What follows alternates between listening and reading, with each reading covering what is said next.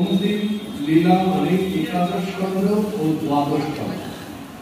এটা আমরা খুব শর্টে আমরা আস্বাদন করব।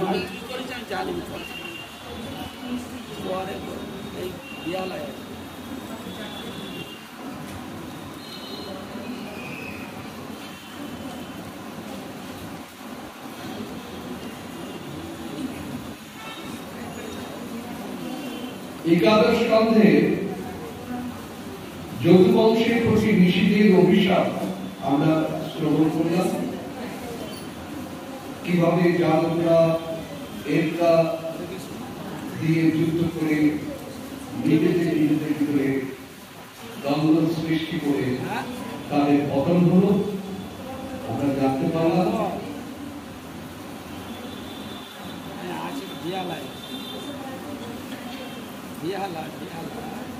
একাদশ স্কন্ধে আর দুটি লীলা আছে যেটা আলোচনা করতে গেলে প্রচুর সময় লাগে।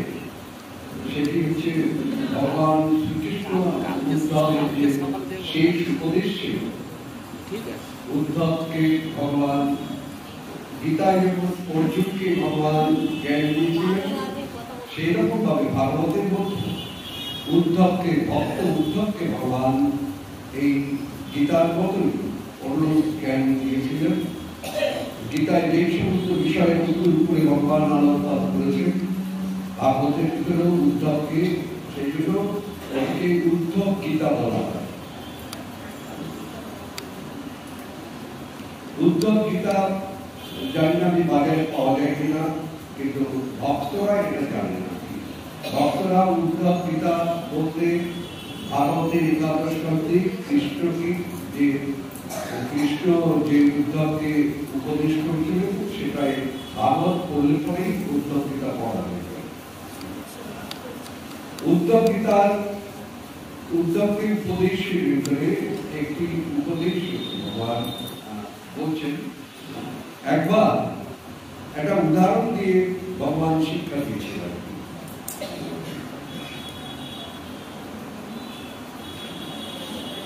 আমরা বলে থাকি যে দীক্ষা গুরু ও শিক্ষা গুরু।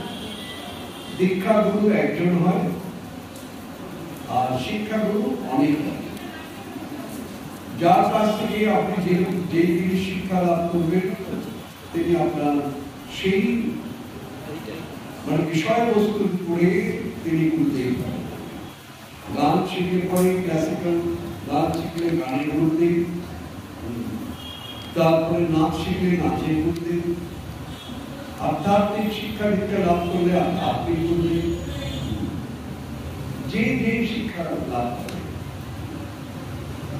একবার এক অবধূত রাজা যদু, যার নামেতে যদু বংশ হয়েছে, সেই রাজা যদু তার বয়স হয়ে গেছে। এখন এর দিকে আপনারা পাবেন, একটু লোকটাকে সম্বোধন করুন।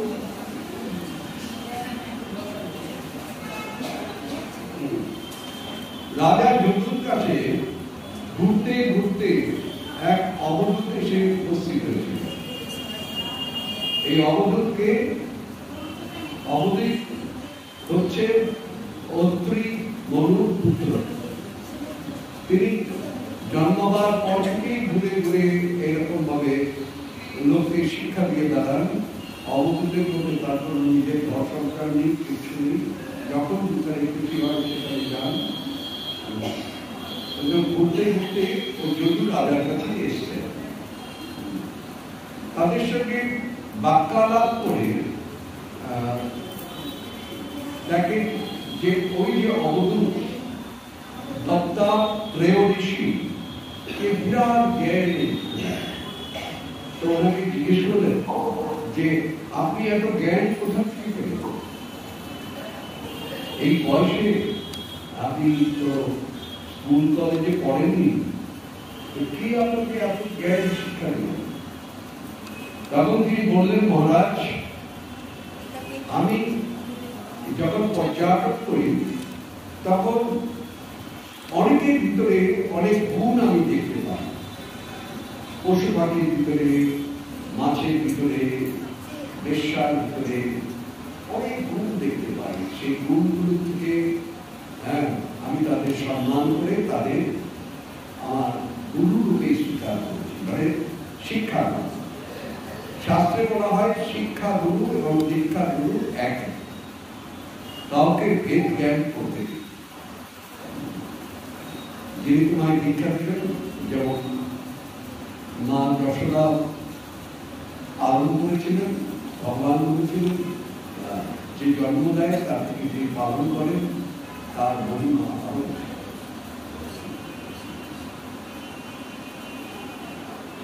তো তিনি বললেন যে আমার 24 জন গুরুদেব আছেন। 24 জন গুরুদেব, আশ্চর্য হয়ে গেল, এতজন গুরুদেব। তিনি প্রথমে বললেন প্রকৃতির মধ্যে আমার কে কে গুরুদেব, মানে তার কাছ থেকে আমি কি শিক্ষা রাখবো।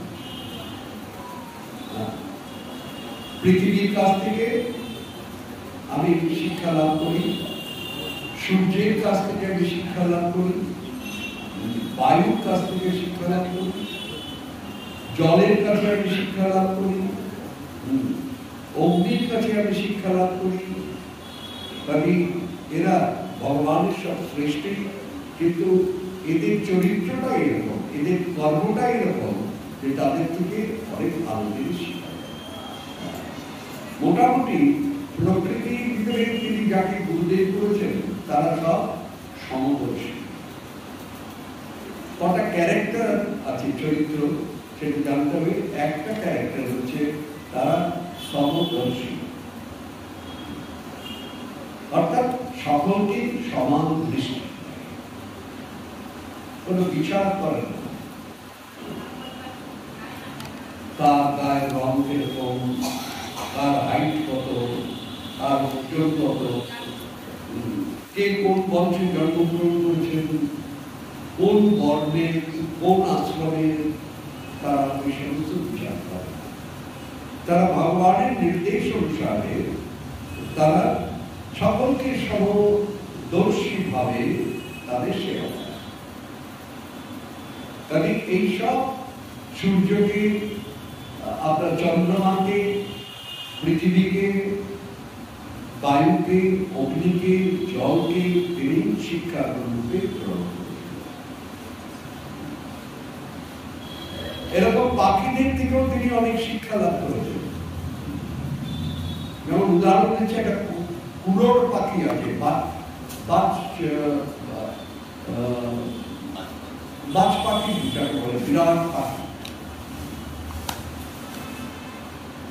একটা ছোট মাপের বাজ পাখি একদিন একটা মাংসের টুকরো নিয়ে যাচ্ছে।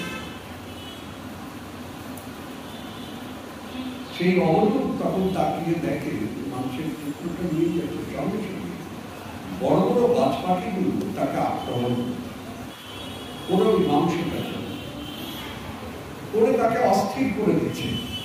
ও গায়ে সেরকম শক্তি নেই, ধরে ধরে ডানা দিয়ে পেটাচ্ছে, মাংসটা চাই, ও মাংসটা দিতে চাইছে না।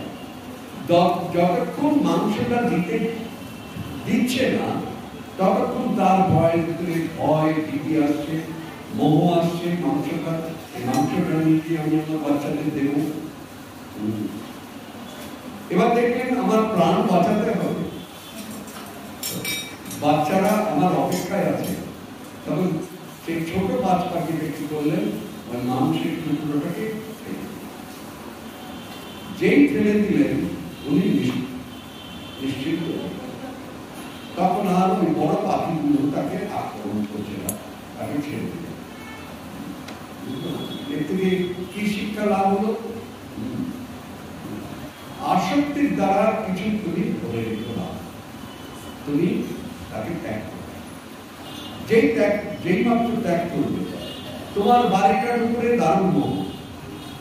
ওই বাড়ি বাড়ি করে তোমার আমার বাড়ি, এটা আমার বাড়ি, আমি পয়সা দিয়ে বানিয়েছি, এই বাড়ি বাড়ি বাড়ি বাড়ি বাড়ি। যেদিন তুমি বাড়িটাকে ছেড়ে দেবে, দৌড় এটা আমার বাড়ি, কৃষ্ণ আমাকে দিয়ে করিয়েছি, আমি করি। আমি একটা নিমিত্ত মাত্র। যেদিন তুমি বাড়ি ত্যাগ করে চলে যাবে, সেদিন আর বাড়ি তোমাকে মন্ত্রস্থ করতে পারবে না, তোমাকে বন্ধ করতে পারবে না।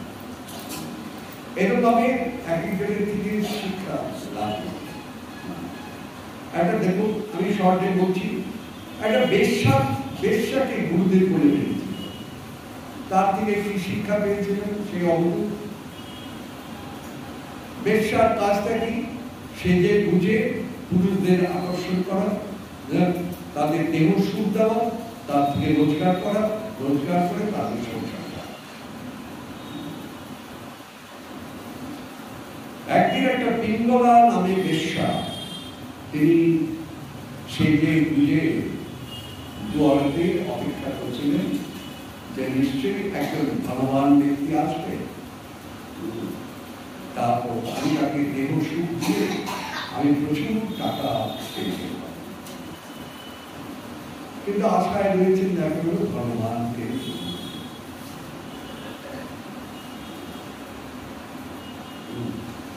তারপরে ভাবলেন যে টাকা না পাই দেহ সুখ তো পাবো, সেই জন্য আবার অপেক্ষা করলেন। কিন্তু সেদিন তার কাছে কোনো পুরুষ ছেলে এলো না। এবার তার ভিতরে একটা গ্লানি, যে আমি অপেক্ষায় থাকলাম কিন্তু পরিণতি কেউ আমি কিছুই পেলাম।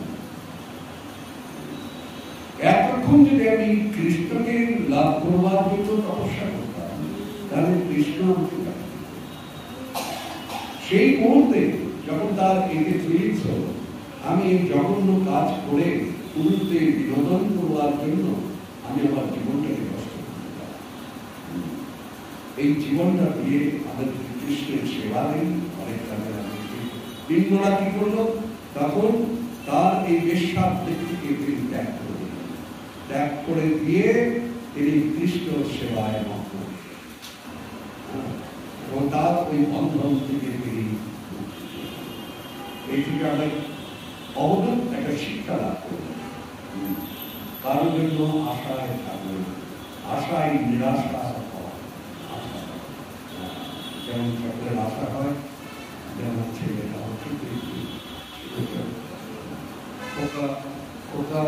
আমি বড় হলে পরে আমাকে দেখবে, খোকাকে বড় বড় জিনিস খেতে দিচ্ছে, দুধ দিচ্ছে, নিজের খাওয়া দিতে গেলে খোকাকে খাওয়া দিতে গেলে ভবিষ্যতে আমাকে দেখবে, আমার কিছু হলে পরে আমাকে আশা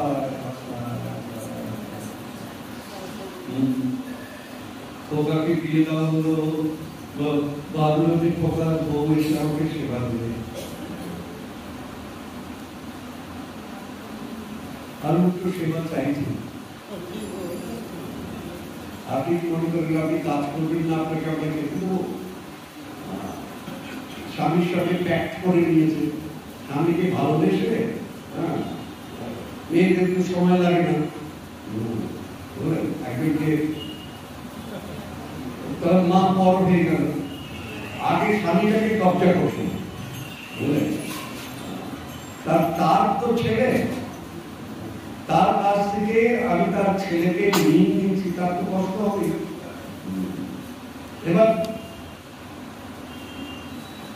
তাকে এখন কি করলো? ওই নিজের পুত্রের সুখ হবে এই চিন্তা করে করে করে করে সারা জীবনটা বিয়ে দিল। এরপরে অন্য জায়গায় চলে গেল, বদলিয়ে মাকে একবার চলে গেল। যার পয়সা আছে মাকে বৃদ্ধাশ্রমে দিয়ে চলে গেল।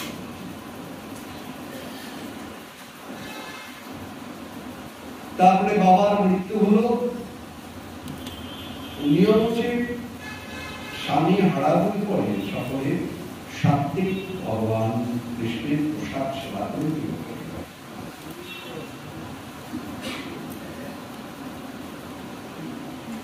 কিন্তু ওইখান থেকে সিংহীর গর্জন এলো। সিংহী তো কে বোঝে? গর্জন এলো, আমি আমরা যা খাবো তাই আপনাকে খেতে হবে, পারবেন তো থাকুন, নইলে অন্য পথে। আগেকার দিকে আমরাও কিছু কিছু দেখেছি, একজন বিধবার কি সম্মান, একটা বড় পরিবার, আর সাত্বিক রান্না করতে সেই ঠাকুমার প্রসাদ কখন পাবে, কৃষ্ণকে অর্পণ করে কি অমৃত, এই স্বাদের কি গন্ধ, ঘিয়ের কি গন্ধ, এখন তো 2000 টাকা কিলো দিয়ে পরে ঘিয়ের আর গন্ধ। আমাদের সঙ্গে থাকতে গেলে আমরা যা করবো আপনাকে সেটা করতে হবে, নইলে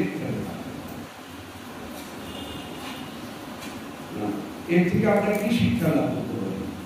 দেখুন, অবধূত একটা বেশ্যাকে গুরু বলে স্বীকার করল, আর যারা জড়জগতের সংসার ধর্ম পালন করছে তারা দেখুন খুব শিক্ষা দিচ্ছে যে বয়স হলে পরে তার আর কোনো, এগুলো বিদেশে হয়, আমাদের দেশে কোনোদিন হয় না।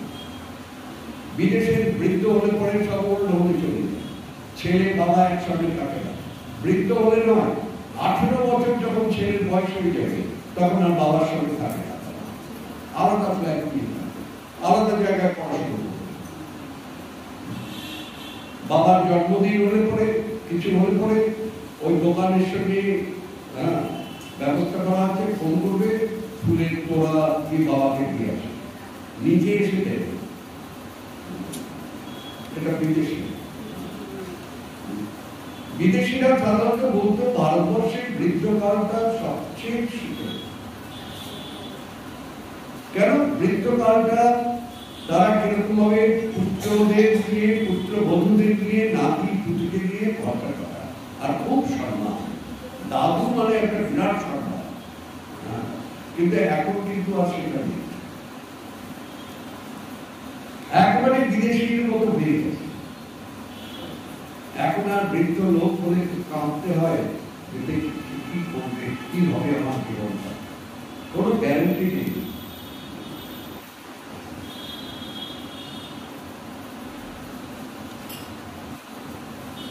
যে যেরকম দেখছে সেই সেরকম শিক্ষাগুরু আপনাকে দিচ্ছে, কিরকম শিক্ষাগুরু দেখছে যে বাবা মাকে তাড়িয়ে দেয়, আমিও শিক্ষা নিলাম, আমার শিক্ষাগুরু ওনার কাছ থেকে আমি শিখেছি বাবা মাকে কি করে তাড়িয়ে দিতে হয়।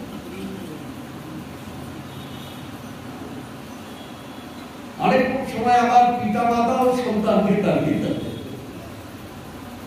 দুটোই হয়। তা অবধূত এইরকম ভাবে এক একজনের থেকে শিক্ষা লাভ করেছে, অজগরের থেকে শিক্ষা লাভ করেছে। বলছেন অজগর দেখো কখনো নিজে খাদ্যের জন্য প্রয়াস করে না, এদিকে বিবেচনা করে, যখন তার ভাগ্যে কেউ আসে তখন।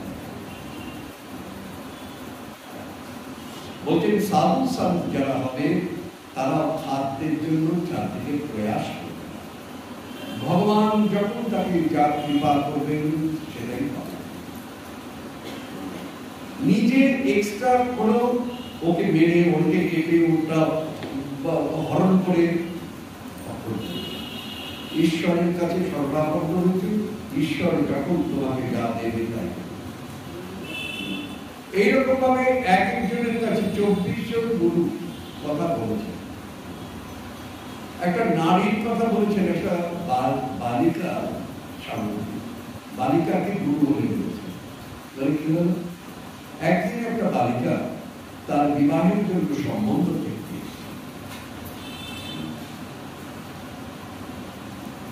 তখন তাকে, তিনি একা ছিলেন, তো তাকে তো রান্না টান্না করতে হবে, অতিথি যারা এসছে তাদের খাবার দাবার দিতে হবে, জল দিতে হবে।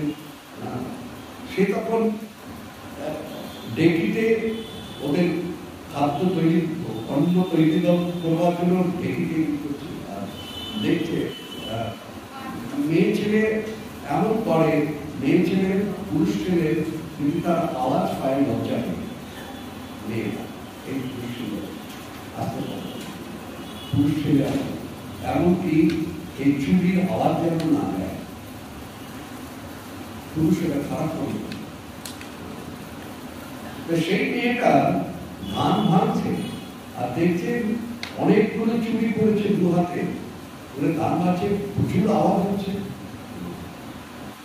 দেখছে অনেক আওয়াজ হচ্ছে, যারা দেখতে এসছে আমাকে তারা কি মনে করবে। এবার সে অনেকগুলো চুরিকে ভেঙে দিল, ভেঙে দিয়ে দুটো দুটো করে রাখলো, দেখছে তাদেরও আওয়াজ হচ্ছে, তখন সে একটা একটা করে রাখলো, একটা চুরি আর আওয়াজ করে না, হাত নাড়াবে করে। অবদান কি শিক্ষা লাভ করলো? বেশি সঙ্গ করলে পরেই বেশি প্রভাব হবে।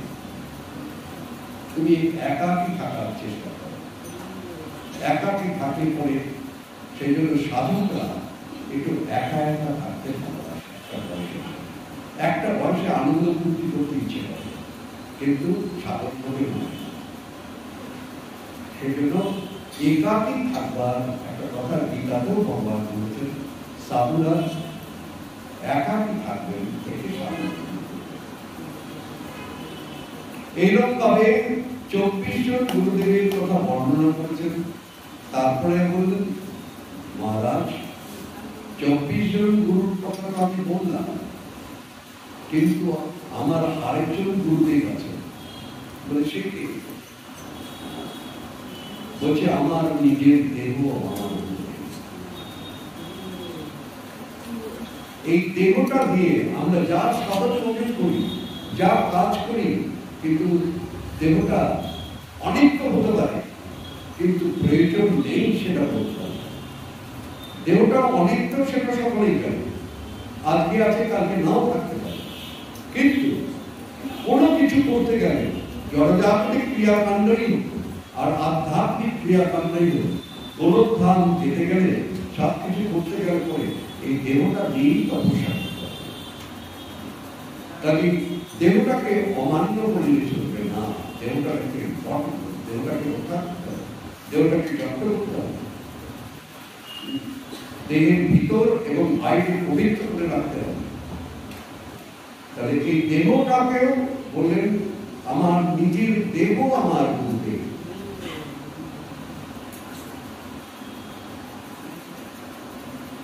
আরেকবার নিমি মহারাজের কাছে এই দ্বাদশ শব্দে আছে, নিমি মহারাজের কাছে নব যোগেন্দ্ররা এসেছিলেন, ভরতের দাদারা, ঋষভ দেবের পুত্র, নজন যোগী, নব যোগেন্দ্র তাদের বলা হয়। তারা এসেছিলেন, নিমি মহারাজ তাদের থেকে আনন্দ প্রকাশ করেছিলেন, নজনকে 9টা প্রশ্ন করেছিলেন, 9জন উত্তর দিয়েছিলেন, মানে পারফেক্ট কোশ্চেন পারফেক্ট আনসার, সঠিক প্রশ্ন সঠিক উত্তর তারা দিয়েছিলেন। গুরু সম্পর্কে দিয়েছিলেন, তারপরে ভগবান সম্পর্কে প্রশ্ন করেছিলেন, মায়া সম্পর্কে প্রশ্ন করেছিলেন, এই মায়া থেকে নিজেকে করে বের করে আনা যায়, তাদের গুরু ধর্ম সম্পর্কে এরকম ভাবে 9জনকে প্রশ্ন করেছিলেন। এটাই নবযোগীন্দ্র সংবাদ। এবার আমরা একেবারে অন্তিম হিসেবে পৌঁছে যাই, যদুকুলের সংলাপ হয়ে গেল। এবার ভগবান শ্রীকৃষ্ণ সেই নিজ ধামেতে অপ্রাকৃত ধামেতে ফিরিয়েছে। পরীক্ষিত মহারাজ শুনছেন, 7 দিন ধরে জল স্পর্শ করে আমৃত্য অনুসরণ করে তিনি শুদ্ধি জল পাবেন। তিনি কিন্তু ভুলেই গেছেন যে 7 দিনে কেন তিনি হরিকথা সুন্দর আগ্রহ প্রকাশ করেছিলেন, কেন তিনি অভিশপ্ত হয়েছিলেন। সব কাহিনী কৃষ্ণ কথা শ্রবণ করতে করতে শ্রীকৃষ্ণ মায়ের ক্ষুধা তৃষ্ণা সব কিছু কাজ,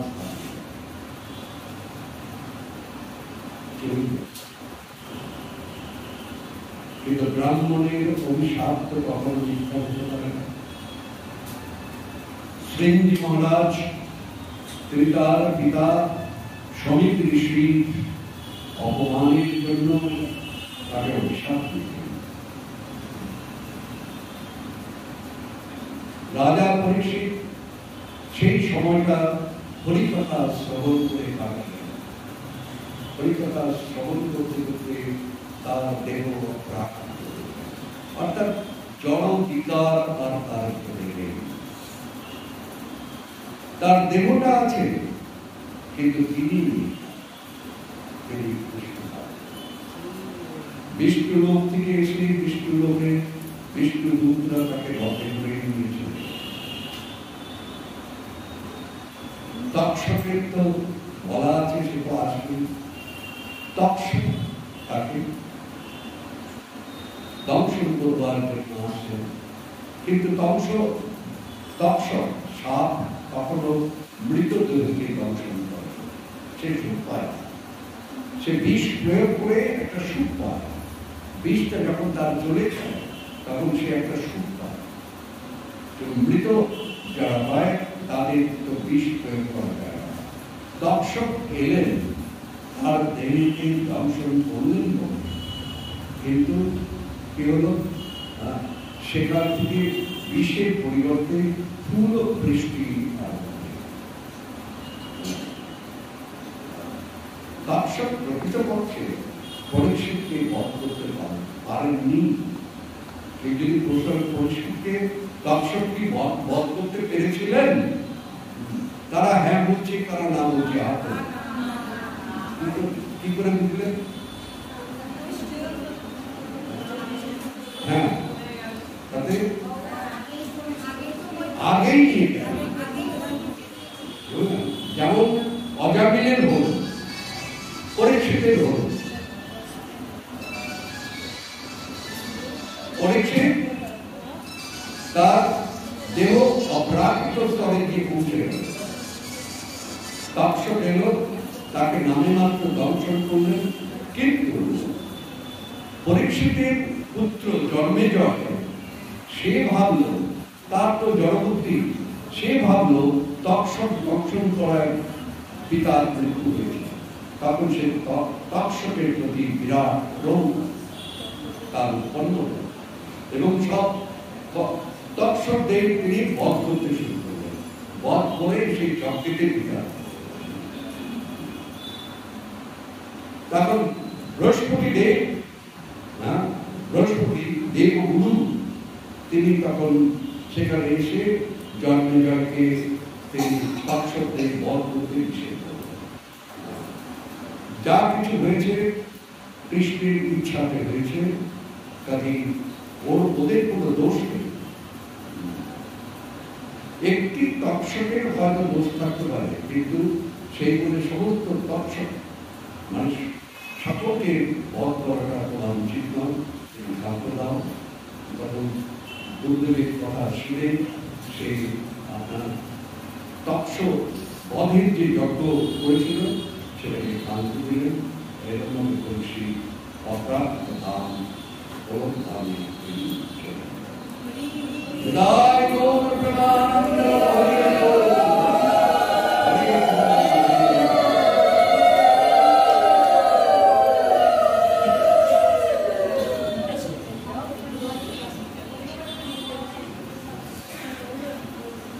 পরীক্ষিতের পরম গতি লাভ হল, জন্মজয় সর্প যজ্ঞ করলেন।